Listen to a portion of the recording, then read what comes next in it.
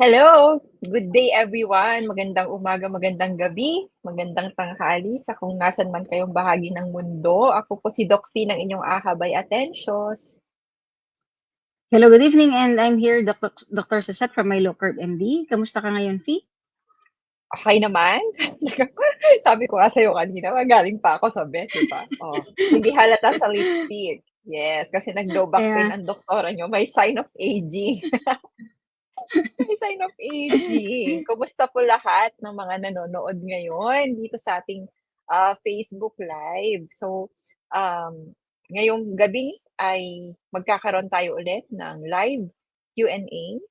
So, ito po yung mga pwede natin ng magtanong, kung ano po yung mga nais mhm, nating tanungin regarding metabolic health, and at the same time, yung ating mga agam-agam or concerns regarding low carb diet and metabolic health, pwede rin po tayong magtanong ngayon. So, kung nakikita ninyo, it has been like how many years, pero marami pa rin tayong mga hindi alam or mga bagay na nalilito tayo when it comes to low carb and mhm.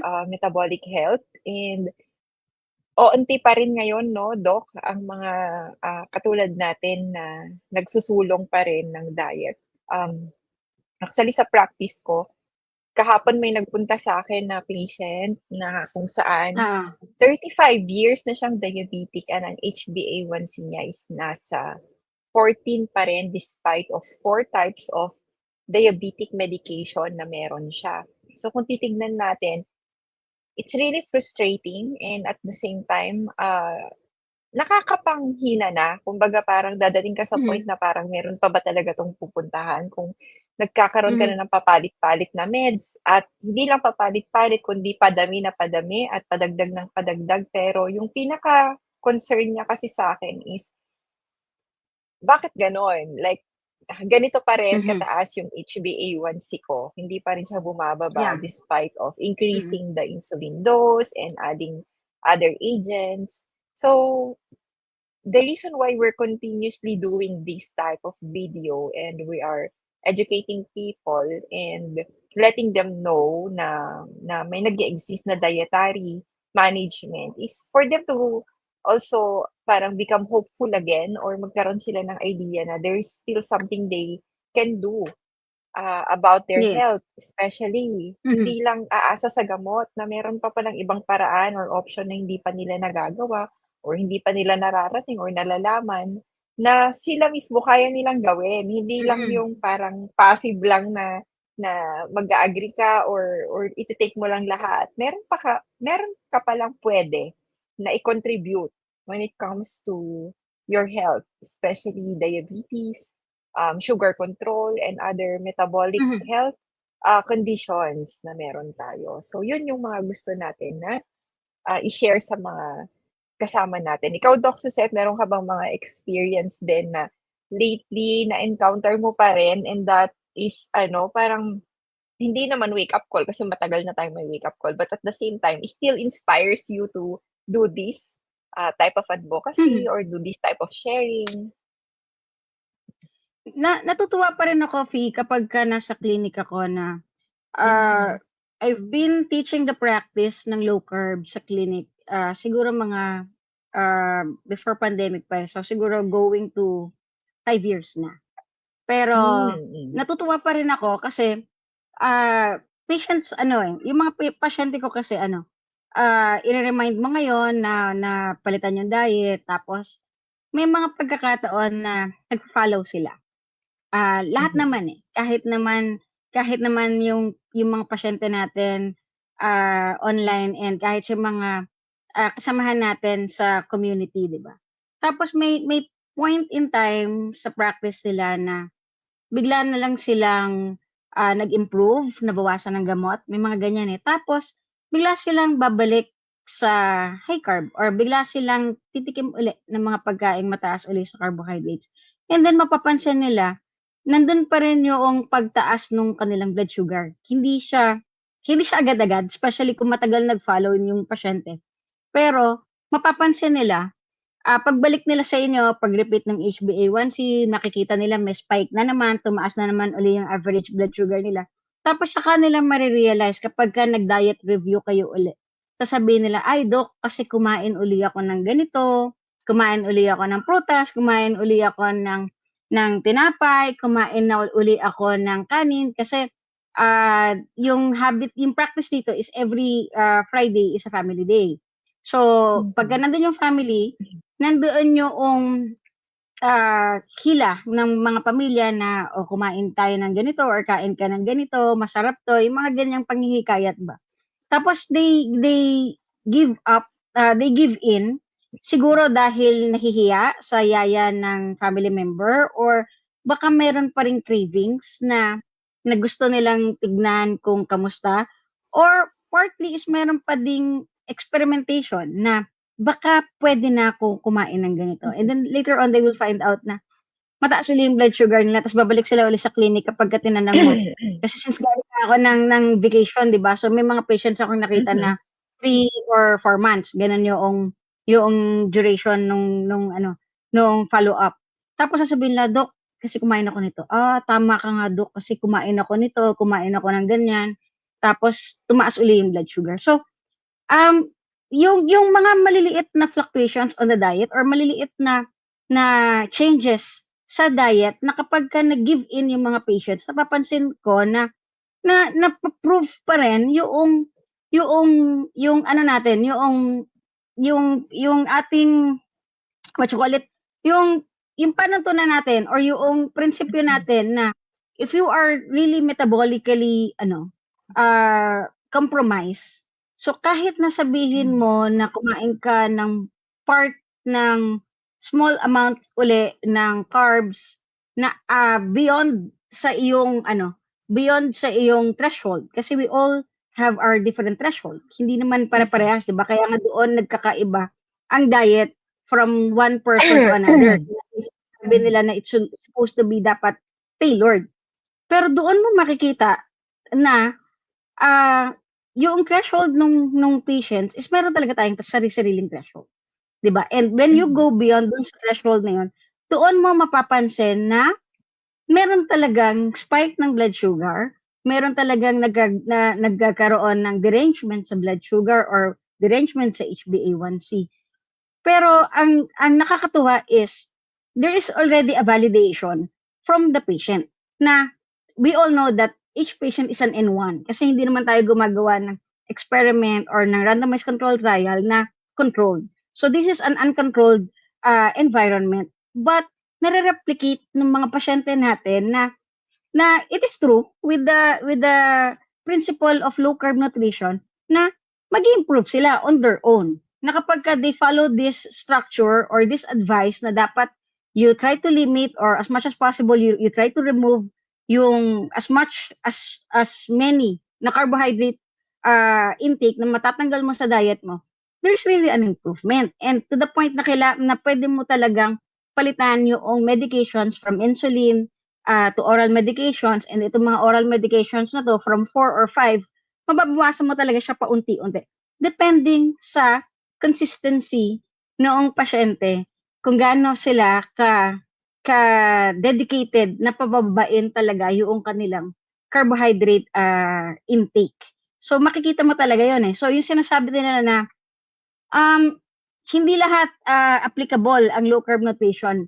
Okay, sige pero the term para sa'kin is hindi siya dapat ganoon yung generalization.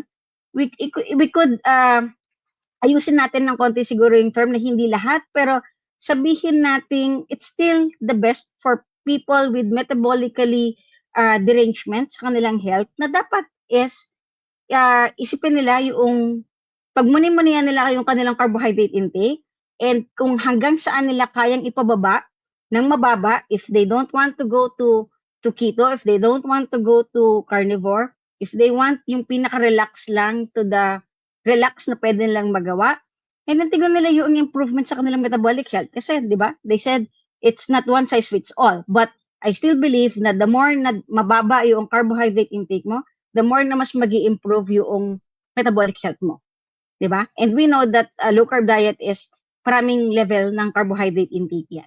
Hindi yan basta labeled na keto or carnivore or ketovore or kahit na yung simplest pa na low carb, just make sure it's really low carb. kasi marami ng lacks, palusot. I'm sorry to say it, but marami ng palusot on the context of a low carb nutrition.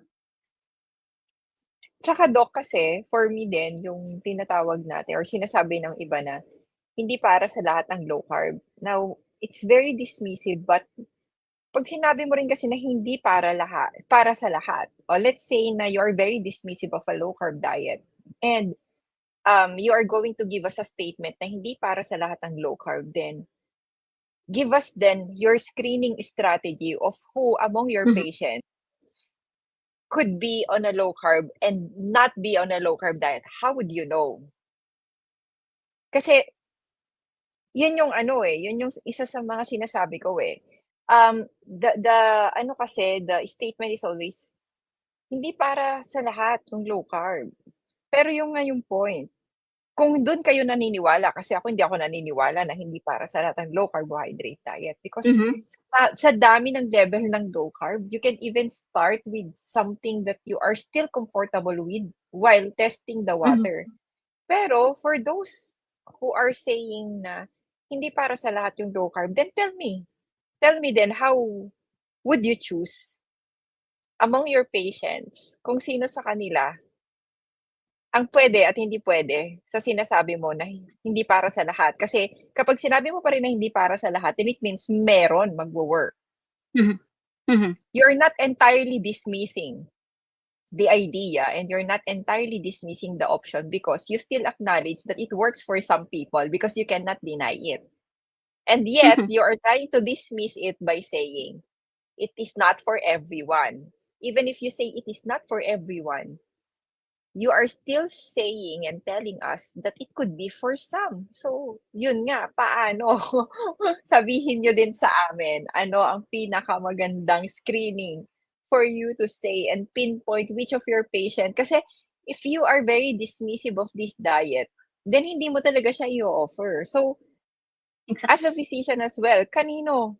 Pag dumating yung pasyente sa akin, how might I know na itong pasyente na 'to, low carb will gonna work if you will not try. Mhm, That is what I'm talking exactly. about, 'di ba? Mm, So, basically, do not dismiss if you aren't sure and there is not even and will possibly be no criteria kung kanino lalapat at hindi lalapat yung option na 'to, okay? So, meron tayo dito, mhm, first question for tonight. Guys, if you have questions, may mga iba kayong tanong, please, write down your comments, or questions sa comment section para masagot din namin. Kasi masasayang yung time natin if we will just discuss, like kami ni Doc Suzette, what we know, we already know. There might be something na gusto nyo pang malaman and this segment is for you because this is a live Q&A. We can actually talk kami ni Doc Suzette for an hour. Kaya naming mag-usap lang ng tuloy-tuloy ng 1 hour ng kami lang. But what we already know is, we know na, 'di ba?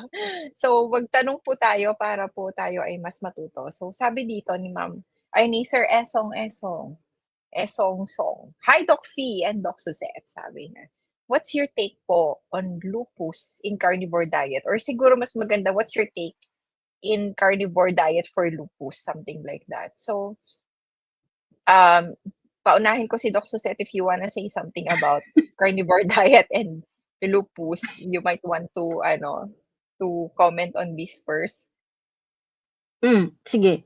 So, what is lupus ba? So, kung ito Mm, yung ang sinasabi ba ni Esong Song is the systemic lupus erythematosus kasi meron din tayong lupus na nephritis kung saan, mhm, it's an autoimmune disease. So, dun tayo muna sa systemic lupus erythematosus na isa mhm, siyang autoimmune disease and this, disease is yung ating immune system is inaatake niya mistakenly yung ating healthy tissues, okay? mhm, So, nagre-react ang ating autoimmune sa healthy, tissues natin. Kung naging, lupus nephritis 'yan is ina-attack ng healthy cells natin yung ating, kidney naman. So, bakit nagkakaroon ng pag-attack ng ating, immune system yoong ating healthy cells? Um, iniisip or may natatag sa ating healthy tissues or healthy cells na hindi iniisip ng katawan natin is hindi siya healthy. Merong parang na-label siya na supposed to be healthy siya, pero ang recognition ng katawan natin is unhealthy siya. So ina-attack niya. So bakit nangyayari 'yon? So it could be because meron pa rin siyang inflammations, 'di ba? But the thing is, on a carnivore diet is pinapalakas ng carnivore diet ang ating immune system. And then at the same time, since naka-carnivore diet ka, malinis technically. Malinis in a sense na wala tayong intake na on a context of true carnivore diet, ha? Wala tayong mga kinakain na additive sa pagkain. Basically, ang intake natin is nanggagaling sa animals lang.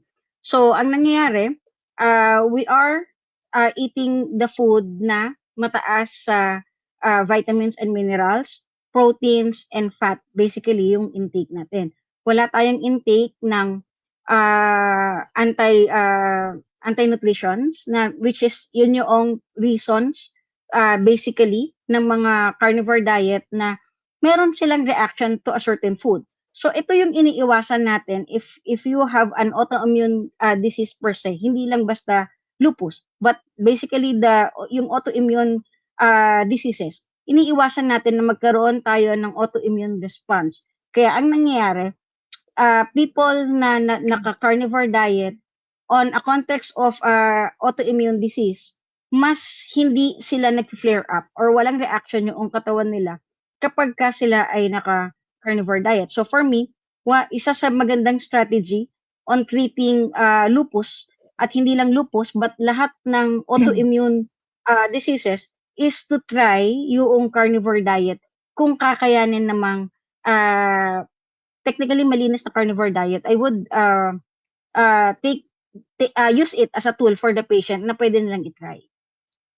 Yes, with the emphasis of malinis.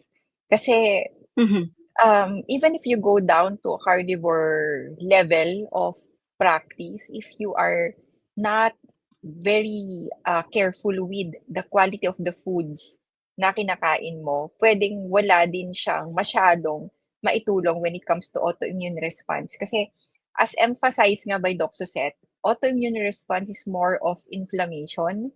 So the more that you are putting inflammatory substances sa katawan natin, lalong nanggagalit yung immune system.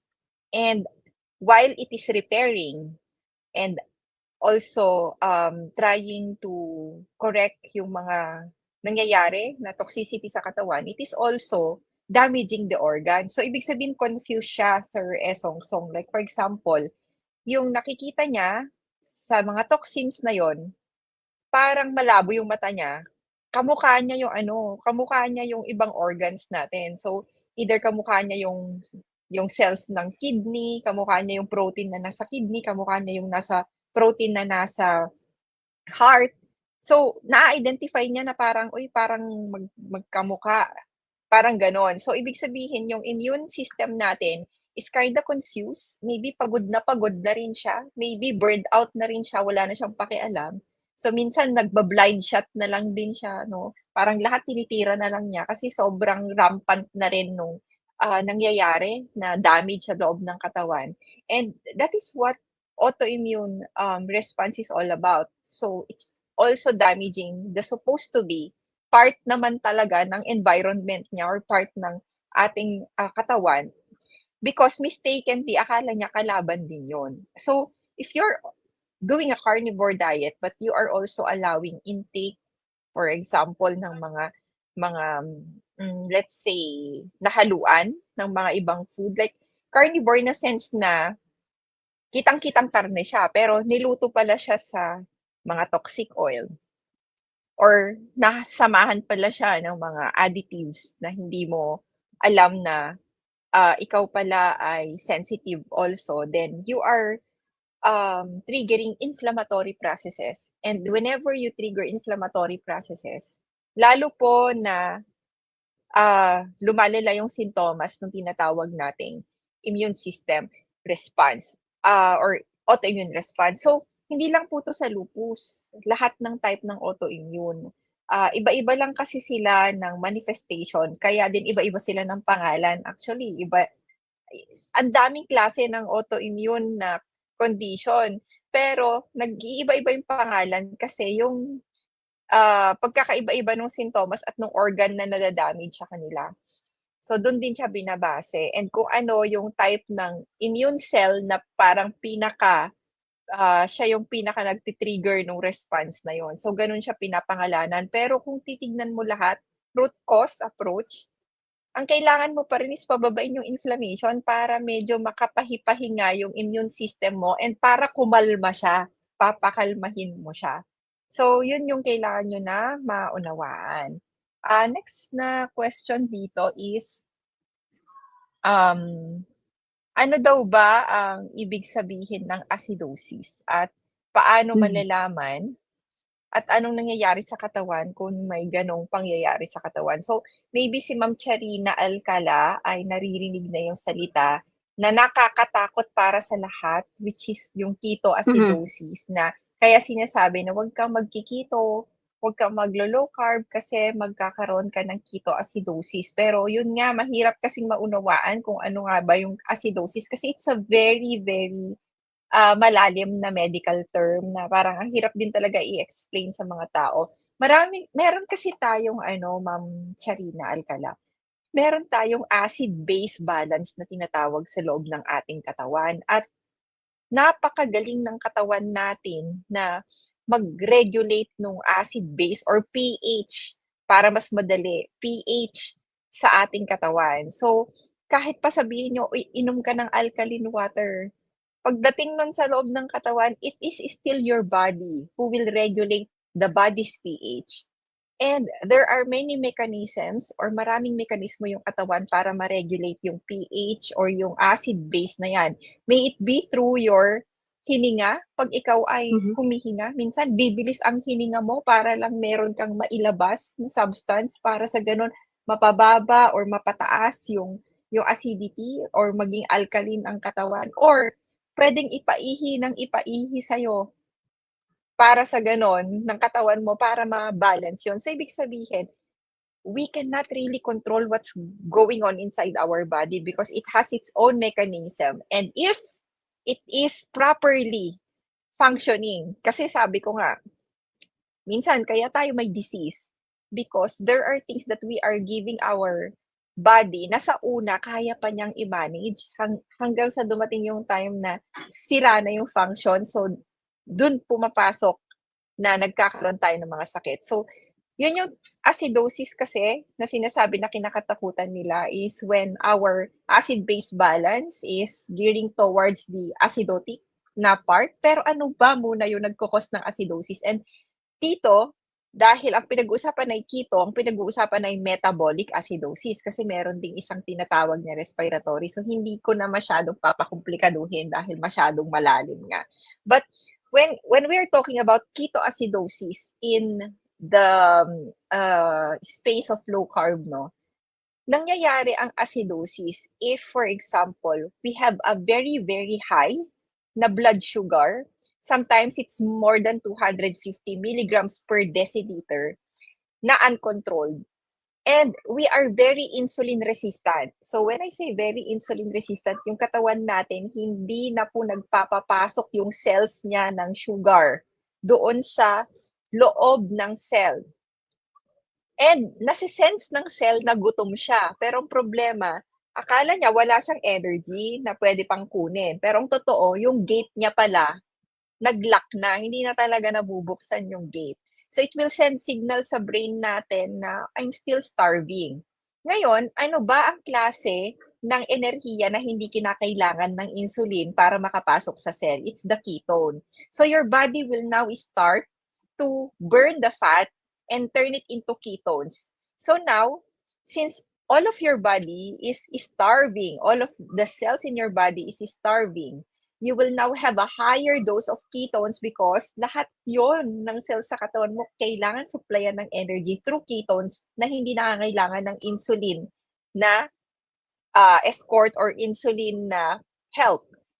So in your blood now, there is high glucose, which is more than 250, but at the same time, very, very high content of ketones. At hindi yun, it will not happen overnight. Matagal yan. Kasi, ibig sabihin, unti-unti na parang kayo din, kaya din kayo pumapayat pag may diabetes kayo, na super insulin resistance kayo. And pag nagsama yan, yun yung pinakapangit na combination. And at the same time, it will make you pee. So, ibig sabihin nun, iihi ka na rin ng iihi.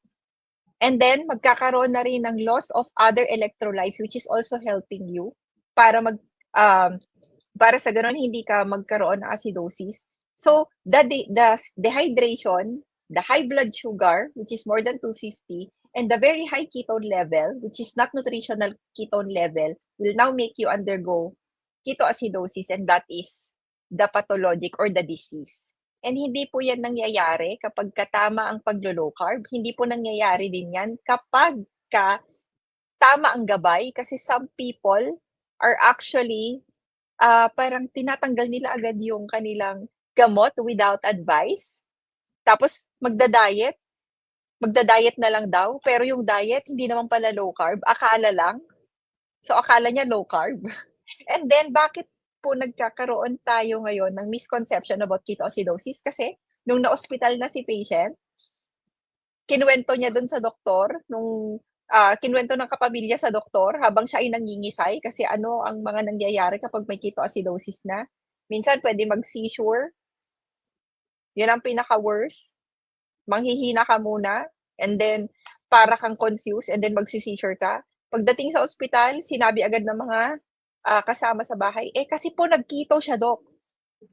So sabi ngayon ng doktor, ayan, kaya ka nag-ketoacidosis kasi nag-keto diet ang inyong kamag-anak.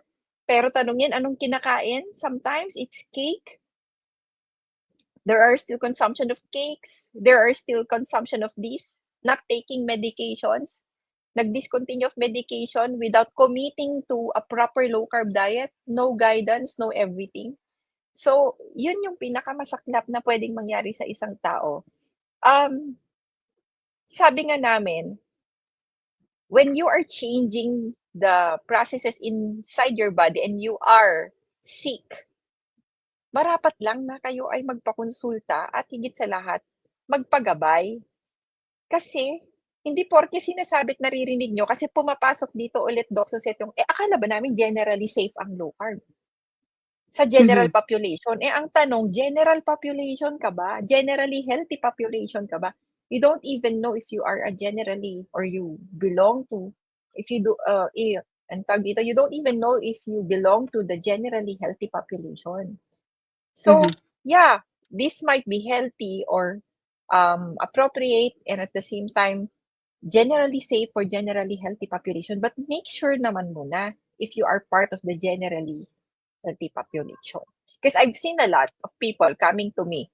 I just want to know how to do a healthy diet pagdating. Kasi meron dun sa fini-fill up ang doc sa set na nakalagay, previous medical condition or current medical conditions and current Oo. medication. Not applicable. Not applicable. So wala. Pero pag nakita mo na, in-interview mo din, sasabihin, wala po akong sakit. Gusto ko lang malaman kung paano ko pa mapapa-healthy yung sarili ko. And curious ako about low carb diet, something like that. Mhm. Ngayon, nung nalaman mo, tinanong mo, past medical history, sandamakmak, pero tinigil na daw yung gamot kasi feeling niya okay na siya. Sabi ko, hindi pwede na feeling mo lang. Let's look at the laboratories. So magpapalab ako. Pagdating ng lab, agoy, ang taas pa rin pala ng blood sugar, ang taas pa rin pala ang dami pa palang kailangang i-work. So ibig sabihin, hindi dito magma-matter yung feeling lang natin, healthy tayo or whatsoever, before you change your diet. Kasi our diet will also change yung physiologic processes natin or yung nangyayari sa loob ng katawan natin. Remember, ang pagkain, hindi lang yan nutrients, yan po ay driver ng mga proseso, biochemical Mhm. processes inside the body. Command yan, meron yang iniuutos sa katawan natin. Kaya hindi yan totoo na pag kumain ka, sustansya at enerhiya lang. Hindi, meron yang command na ibinibigay sa katawan natin. So, please be careful. as well, even though you heard that this is generally safe, you will never know if it is really generally safe kasi it really depends how you do it. Minsan iba-iba tayo, nagiging interpretative Mhm. dance po ang low carb sa mundo sa mundo ng low carb ngayon. Ang nakikita ko interpretative na siya, ibig sabihin itong pagkaka-interpret ko sa low carb, so ito yung ginagawa ko. Eh, sabi ko ang low carb ay hindi po interpretative, hindi po siya opinionated din, hindi Mhm. din siya, ang tingin ko kasi ganito ang low carb, no. This is a type of science, this is a strategy, this is a study as well. Ibig sabihin hindi puwedeng ito kasi ang pagkakaintindi ko sa kanya because kung mali yung pagkakaintindi niyo sa kanya, mali niyo rin siya magagawa. So make sure that you understand really what this strategy is all about and ano ba yung dapat gawin dito. So, May Doc Suzette, may follow-up si dadagdag ka pa? may follow-up si Sharina, so sagutin ko. Sabi niya ganito, Mm. "Do you mean, Doc, ketoacidosis happen for those having insulin resistance?" So ganito 'yan. Mhm. Basically, diabetic ketoacidosis. So, hindi lang basta metabolic acidosis, kasi yun nga, Mm. yung sabi ni P, meron dalawang klase ng acidosis. Yung isa yung respiratory acidosis which happens sa mga tao na merong COPD, asthma, Yes. and extreme case siya na hindi yung mga controlled or although it happens, pero basically ang underlying cause or yung root cause kung bakit nagkakaroon ng respiratory acidosis is yung mga pasyente na merong respiratory problem. Mhm. Kapag ka naman kasi metabolic acidosis, sino naman yung mga pasyente nagkakaroon ng metabolic acidosis? So those are the people na meron namang underlying na kidney disease, kidney failure, Mhm. untreated diabetes, sila yung mga nagkakaroon. So, given na wala kang problem with the kidney, wala kang kidney failure, wala kang kidney disease, Mm. low carb diet ka or magki-keto diet ka, magkakaroon ka ba ng metabolic acidosis? Hindi. Sabihin natin na meron kang diabetes, kung type 1 siya and you are not controlled na uncontrolled yung pagiging type 1 mo, pwede kang magkaroon ng diabetic ketoacidosis. So ano ang Yes. symptoms usually? Mataas na blood sugar, may presence ng ketone sa ihi. Basically yun yung dalawang pang-filter kasi meron pang mga definitive na test na kailangan gawin sa pasyente para malaman mo kung nagdi-DKA. So basically ang screening is mataas na blood sugar, may ketone sa ihi, tapos may mga symptoms like yung mga paunang presenting symptoms pauna. Kasi siyempre kapagka hindi mo na yan makausap, ibang senaryo na yon. Pero ang mga pauna, nanghihina, pinagpapawisan, latang-lata, possible, plus may ketone sa ihi, mataas ang blood sugar, then kailangan i-subject for further screening for diabetic ketoacidosis.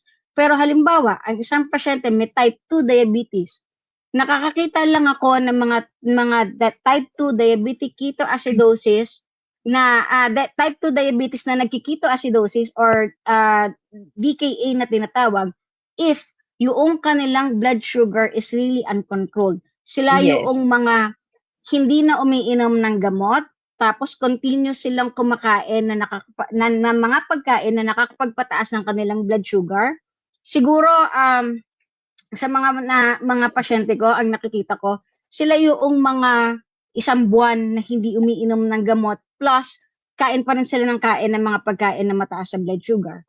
Pwede rin naman mangyari ang DKA sa mga newly diagnosed na diabetes. Hindi nila alam na may diabetes sila. Kahit na meron na silang sintomas like ihi ng ihi, laging uhaw, nanunuyo ang labi, pero hindi sila nagpapakonsulta. Tapos kain pa rin sila ng kain thinking na wala silang sakit. Kasi 'di ba may mga ganong tao na kahit na meron silang nararamdaman sintomas, as long as hindi pa gano'n kagrabe or hindi pa debilitating sa kanila, hindi sila magpapa-check up. Kaya hindi nila nalalaman na may sakit sila or na may diabetes sila. Tapos do'n lang malalaman sa ospital na meron na silang DKA. Pero in the Mhm. context of ketogenic diet, especially if it is well-formulated ketogenic diet at properly yung pagkakagawa, ang nangyayari sa katawan is nagpapalit ang nutritional status ng katawan, which is what we call the nutritional ketoacidosis. So unfortunately, ang nakukuha lang ng mga patients or ng mga tao is the ketoacidosis. Hindi nila nakukuha yung term na nutritional ketoacidosis, which happens on patients or people who do the ketogenic diet properly or even the carnivore diet properly. So yun yung nangyayari sa status ng katawan. Pero yung nakakatakot na diabetic ketoacidosis, it doesn't happen on people who's doing the ketogenic diet or the carnivore diet properly. Kasi even properly done na low carb, na medyo mababa yung carb intake, let's say 50 to 100 lang, sometimes they still do enter on a nutritional ketoacidosis Ketosis, state. oo. Pero ketosis state, pero hindi siya yung kinakatakutan. Okay? Hindi din So, kasi siya hindi din kasi siya mag-i-induce ng ketoacidosis in the first place kasi nutritional ketosis is just ketosis you siya. increasing your ketones for your use as energy but not sufficient enough for you to have acidosis kasi wala ka namang metabolic problem. So, yun, ma'am, Yes. hindi lahat may insulin resistance kasi yung type 1 hindi yun insulin resistance but lacking insulin. Pero ang kailangan mo lang maunawaan is ganito. Nangyayari siya every time na nade-deprive na yung cells natin ng energy and even with sugar, a lot of sugar in the bloodstream, ang detection pa Hindi rin ng usable. katawan is hindi siya usable. So, ang gagawin niya, magke-create siya ng ketones from your fat until such time na tumaas din yung ketones. So, any of those condition, pwedeng insulin resistant ka or wala kang insulin because type 1 ka. Diba? So, yun. Meron tayo dito. Maganda rin yung tanong ni Ma'am Mirna. Sabi niya dito, possible po ba magka-prediabetes ang naglo-low carb or carnivore? Does it mean dati ba siyang diabetic and then naglo-low carb siya, nawala, and then bumalik ba sa pre-diabetic? Or literal na maganda yung blood sugar niya before and then nag-low carb siya and carnivore and then naging pre-diabetic? At saan tinignan yung parameters? Kasi minsan, let's say for example, the only parameter na ginamit sa carnivore, especially on carnivore, is HbA1c. Medyo tumataas kasi, especially sa mga strict carnivore na matagal na ring nagka-carnivore. Let's say, for example, si Doc Mike na nagka-carnivore for 3 years and he's been consuming only meat. And then, ang nangyayari, isa sa mga possible na cause ng medyo pagtaas ng HbA1c, kung HbA1c lang yung parameter, kaya nasabi na mukhang naging pre-diabetic siya, is that naging healthy or mas naging healthy yung ating red blood cell o yung pula ng dugo. So instead na 90 days, na-extend pa siya ng more than like 120 days. Tapos meron na ring mga newly born talaga, na baby pa ng mga RBCs na sumasabay. So basically, it might seem like pre-diabetic ka kasi mas mataas, like 5.9 ang HbA1c. But when you check your blood sugar from time to time, nasa 80s lang pala or 70s. And that is the reason why I keep telling my patient na if questionable yung iyong HbA1c, then go check it yourself. Check it through your glucometer para makita mo because sometimes pagbibigay ako ng isang example sa inyo, no. If you're anemic as well, like for example, you're losing blood, you're having abnormal uterine bleed, or you're on a chemo like me before, bumababa ang HbA1c because yung red blood cell is also being destroyed. And it might seem like your diabetes is kind of getting controlled, but when you check your blood sugar, it's still 110. After meals, 120 or sometimes it's 130. Kailangan kasi nating maunawaan yung pagkakaiba ng blood sugar na tinetest natin randomly at yung HbA1c because HbA1c is more dependent on the health of your red blood cell because ang HbA1c, doon tinitignan kung ilan ang porsyento ng pula ng dugo na may nakakapit. Kaya siya glycosylated hemoglobin. Kasi yung protina na nagpapakulay na pula doon sa red blood cell, ilang porsyento nun yung may nakakapit na asukal. Which is kung mas healthy ang dugo mo because you've been eating like iron ng mas okay and then you are also not eating toxic substances and toxic foods that are also destroying your blood cells. So, tumataas, nagiging parang pre-diabetic yung result. So, that is the reason why sinasabi namin, if your HbA1c is getting higher on a carnivore diet, kasi bihira nangyayari yan sa low carb, na parang mag-pre-diabetic ka. Pag low carb ka lang at nag-pre-diabetic ka, mas ko-questionin ko yon. Kasi, ibig sabihin, may iba kang nakakain sa low carb space. Ibig sabihin, maybe, yung kinakain mo, akala mo low carb pa or pag-introduce ka na pala ng starches, hidden sugar, at talagang pre-diabetic ka na. So, ipapamonitor namin yung blood sugar at doon makikita usually na talagang tumataas yung blood sugar mo. But on some carnivore patient that we had, meron talaga kaming mga patient na 5.9, 5.8 yung blood sugar. Pag nakita mo yung RBC, yung red blood cell distribution with, di ba Dok, nakikita rin yun minsan sa CBC? Makita mo mataas din. And then at the same time, pag pina-measure mo sila ng blood sugar sa bahay, laging nasa 80s lang.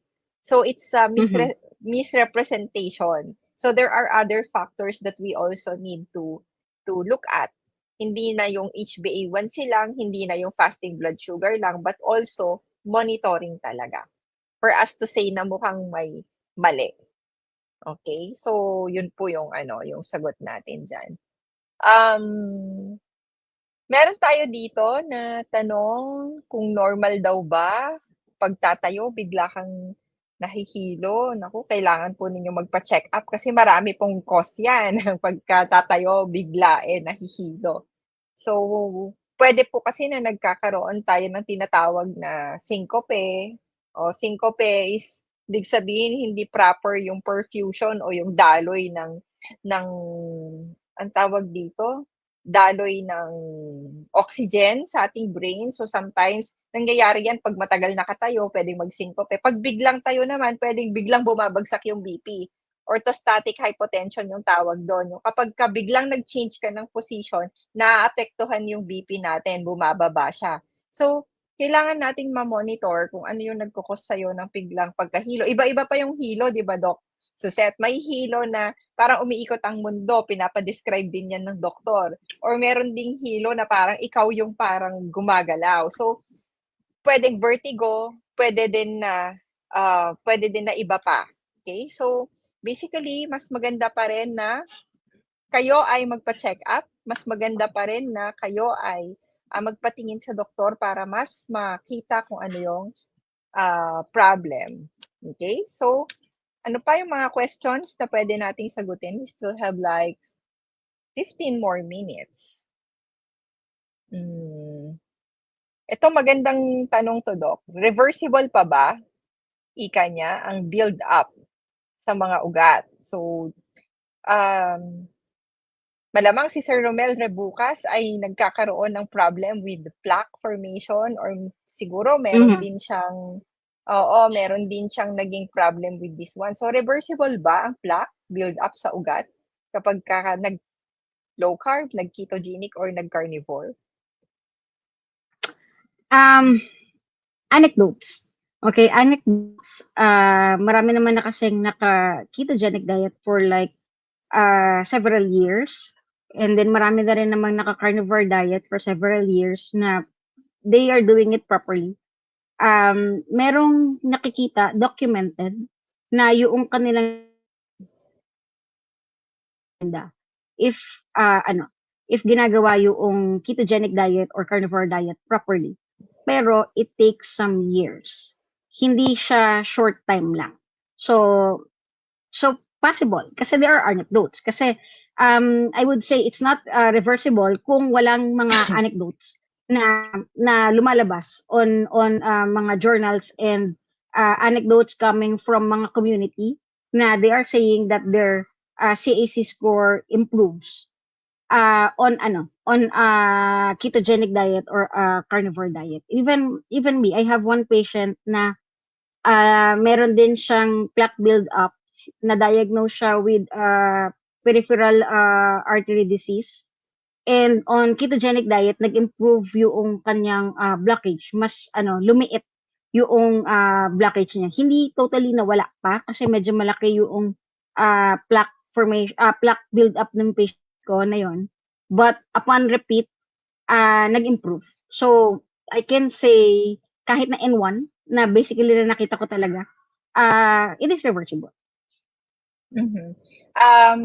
Tsaka Sir Romel siguro, si Sir Romel maganda na ma-discuss natin sa kanya. Siguro ito yung magiging last topic natin for tonight. Kaya yung iba na tawag dito, gusto rin na malaman regarding plaque formation. Mag-dig deeper lang tayo para kahit paano si Sir Romel ay mas matuwa sa ang tawag dito, sa mage-gain niya na knowledge ngayong gabi. So, hindi namin masasagot kung it is really reversible. Pero what we want you to understand is how does it form ba kasi in the first place so that you will understand better how to also reverse it back or how to Mhm. still make sure na baka may paraan pa na ma-reverse siya. So, if you look at this one, papakita ko sa'yo. Nakikita mo ba to, sir? Ay, Yung ugat, yeah. may Meron baon. tayong ganyan, Doc. Oo, may baon tayo. May So, baon. oo, may baon na tayo pag Q&A, pagka-ready talaga. So, kung titignan niyo 'to sir, ito yung itsura ng ugat natin. 'Pag tinapyasan mo yung ugat, may mga layers kasi siya sa loob. So, meron po tayong tinatawag na endothelium, yung nakalagay diyan na endothelium or endothelial cell. Yan po yung, pinaka-inner na layer sa ating ugat na kung saan yan yung usual na nasisira. At 'pag nasisira yan, dun nag-i-start na magkaroon ng plaque formation. Pero ano ba yung nagbibigay ng proteksyon para sa gano'n hindi siya masira? So kung titignan niyo po ito, meron tayo nito. This is our glycocalyx. So kung titignan niyo siya 'no, 'pag tinignan niyo yung loob ng ating ugat, meron siyang parang hair-like. So parang brush siya, 'di ba? So that siya yung nagpo-protect na hindi masira yung inner na lining para sa gano'n hindi masira yung dingding. Ang problema po kasi sir, nasisira yan, yang glycocalyx na tinatawag o yung brush border na yan, nasisira siya.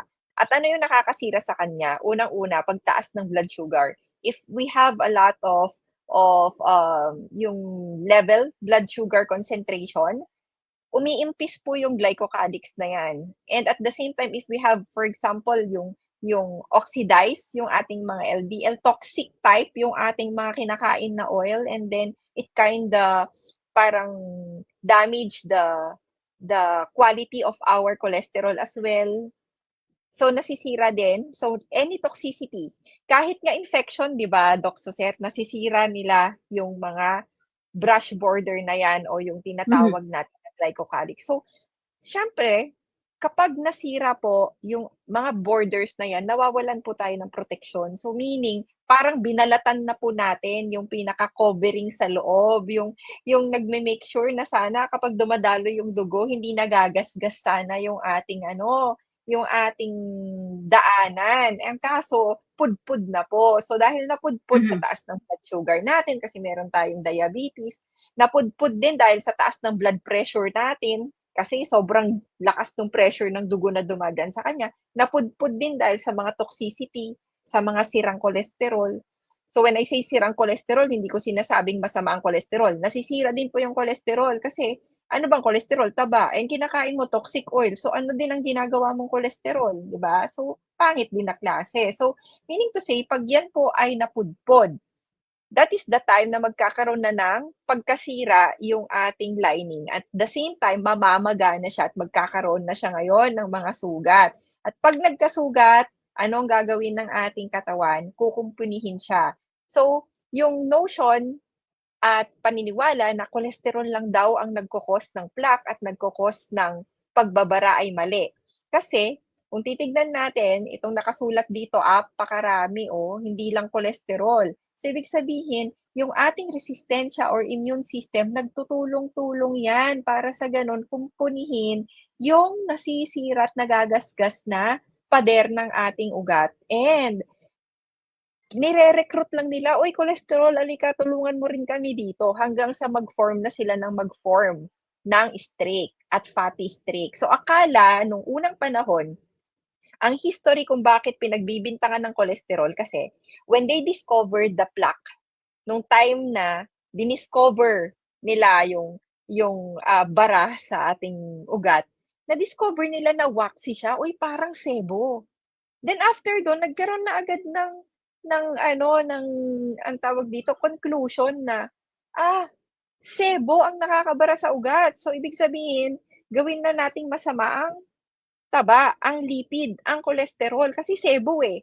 It is just sebo-like fatty streak, but the component of our atherosclerotic plaque and the way that it actually develop is not just the cholesterol, it is actually driven by immune system and our immune response. At hindi siya nangyayari sa labas ng ugat, mga kapatid. Nangyayari siya sa ilalim ng first Inside. layer. Nasa loob siya, pumapasok sila doon, nire-repair po nila. So, hanggang sa kaka-repair nila ng kaka-repair, umaangat na po ng umaangat hanggang sa puputok. Yun na po yung magbabara sa yun na po yung parang sumasama sa dugo na pwedeng mag-lodge sa brain, mag-lodge sa pinakamaliit na part ng heart, kaya tayo magha-heart attack. So, the reason why, surprising kay Doc Seth. Huwag kang mag-alala, Doc Seth, prepared tayo sa mga bagay-bagay ngayon. Charot. Parang familiar eh. Oo, parang familiar eh. Para din po kayo ay kahit paano magkaroon ng idea na hindi po gano'n kabilis nangyayari ang plaque, pero hindi rin po siya galing sa fat na kinakain natin. But Mhm. kung titignan niyo yung explanation namin kanina, yung brush border nauuna siyang masira. So, kung alam mo kung ano nakakasira sa brush border, ang tanong dito, if you give time, can it still become healthy again? Yung brush border ba na yun, yung glycocalyx, pwede bang maging healthy? Only time can tell kasi what we're going to do lang is do our job, not to raise our blood sugar again, control our diabetes, control our blood pressure, not eat bad types of oil, and then kahit Mhm. paano, palakasin yung immune system natin to fight for infection. And then let's see, if mag-grow ulit yung glycocalyx, if gumanda ulit yung health ng glycocalyx, then maybe it could protect you now from more plaque formation, or baka dahil sa galing din ng katawan natin, no, to actually repair itself, baka pwedeng matunaw din ng matunaw ng sarili nating katawan yung plaque formation na nabuo na. Siyempre depende rin gaano kalaki yung plaque kasi when you say sobrang ilang percent na yung CAC score mo napakataas, then maybe we need to set like an expectation that is parang more realistic, 'di ba? So yun yung ano natin, yun yung gagawin natin. So we still have like 5 minutes.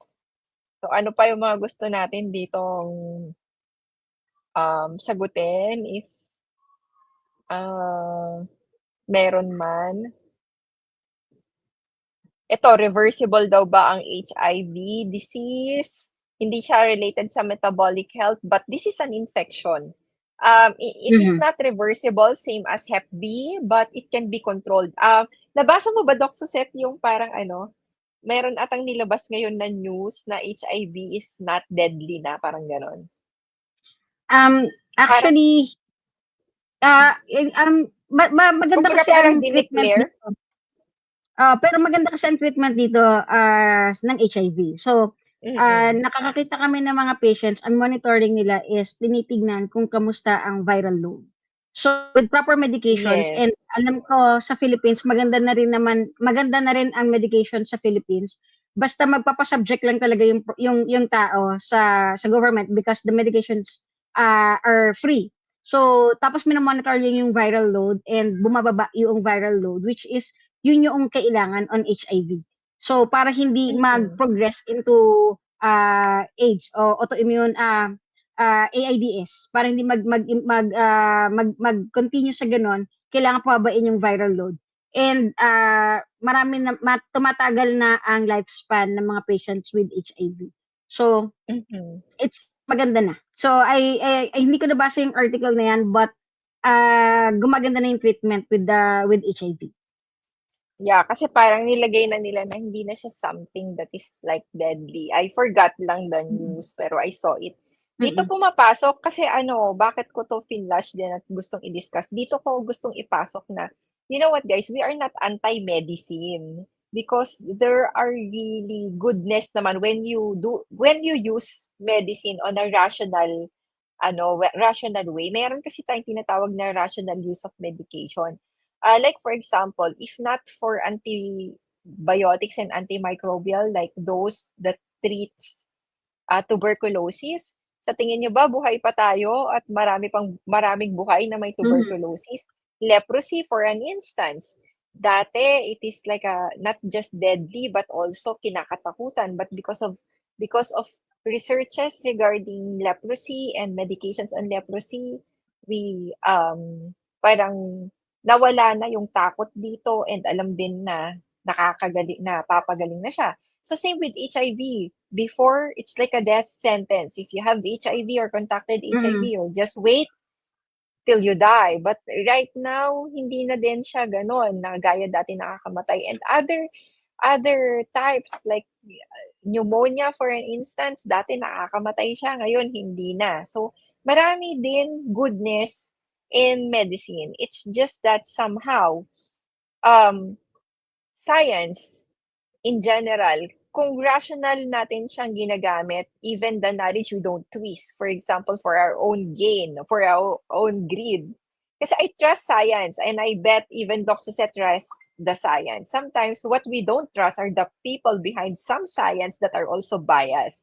So yun yung ayaw, yun yung talagang isa sa gusto kong i-point sa inyo. I am thankful to become a physician kasi mas na-expose ako dito. Sabi ko nga, if I am not a doctor, I may not be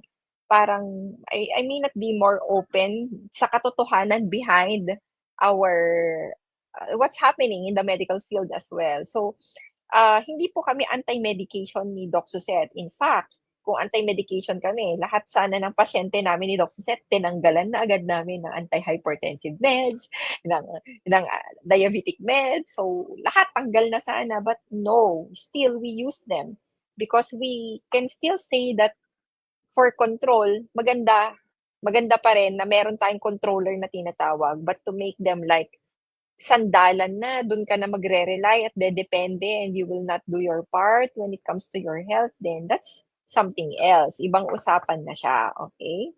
So yun, we are finished again If sa I ating add up, kasi, P, padagdag lang ako. Kasi yes, sure. marami akong nakikita especially sa PCHL community na natatakot sila with the use of antibiotics kasi sasabihin nila na Mm, gagamit na naman ng antibiotics, masisira yung OMAD ko, ganyan.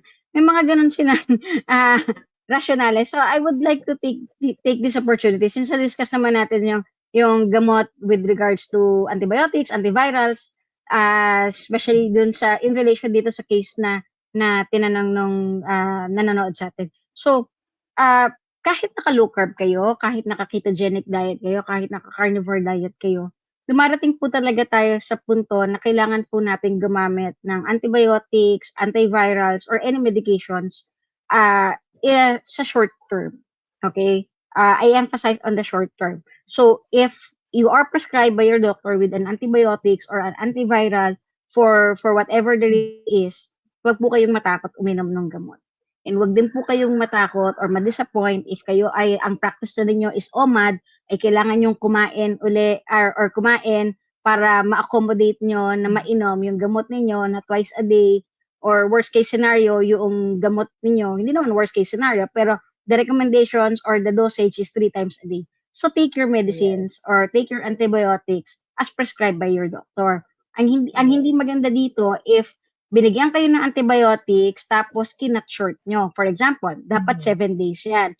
Kinut short nyo ng 3 araw kasi ang pakiramdam niyo okay na kayo, nag-improve kayo, mas medyo yun yung nakakatakot kasi nag-i-invite kayo ng resistance on antibiotics. So, hindi po namin yon ina-advise. If you are given ng antibiotics or antiviral, meron pong rationalization yan galing sa doktor ninyo na kailangan niyo pong sundin. At wag po kayong ma-disappoint dahil kayo ay naka-carnivore or ketovore, naka-OMAD kayo or extended fasting, na hindi kayo masisira yung routine ninyo because of that medication.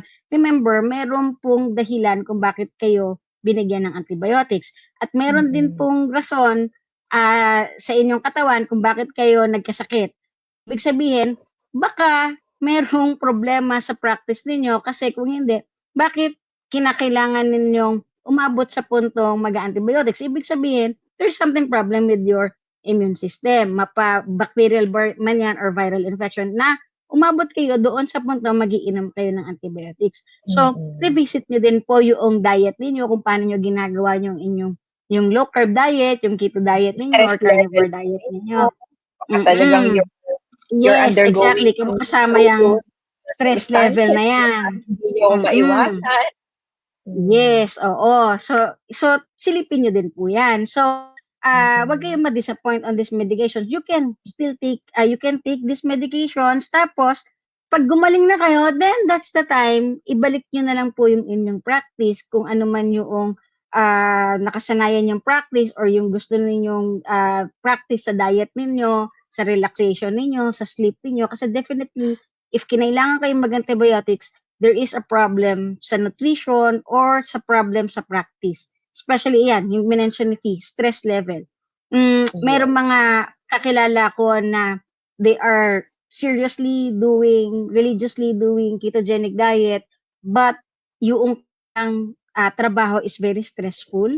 Tapos doon nagka-problema because of the stress. Yun yung makikita mong root cause kung bakit sila nagkakaroon ng sakit. So, buuin natin ha, wag lang basta kukuha lang tayo na mag-ketogenic diet ako pero yung stress level ko mataas, hindi ako natutulog. Yung ganung bagay ba? Kailangan balance. Since ginagawa na rin laman natin na ayusin yung diet natin, dapat we also take time na magpahinga, mag-relaxation, matulog, mag-exercise. Hindi lang basta low carb lang tapos intermittent fasting lang, okay na. Hindi po ganon. Let's do it holistically. Yes. So, yan po. Dito po magtatapos ang ating segment for today. So, if you want to avail like our services, for example, an online consultation, we have here My Low Carb MD. This is the page of Doc Suzette. You can see it here. And if you want to schedule for an appointment, you can just message the page, and at the same time you can also send a message sa aming page, kami ni Doc Mike, if you want a consultation with us sa AHA by Attention. So this is also our page, as you can see here. So magkaiba kami ng schedule, pero dito kami dalawa na nagko-consult. So ito lang po yung page kung saan kami tumatanggap ng mga mensahe.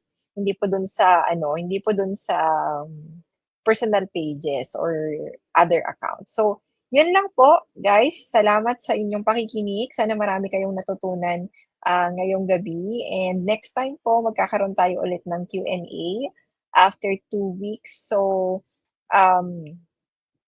after nito, magkakaroon din tayo ng ibang discussion. So, just stay tuned po dito sa ating Doctor's Desk. If you like po yung segment natin tonight, please share and like and follow yung page natin para po magkaroon tayo ng mas mataas na tawag dito, yung kumakalat kumbaga yung video, or at the same time para mas mataas din yung na aabot niya na mga tao. And yun po. So, yun lamang po. Magandang gabi sa inyong lahat. Bye-bye.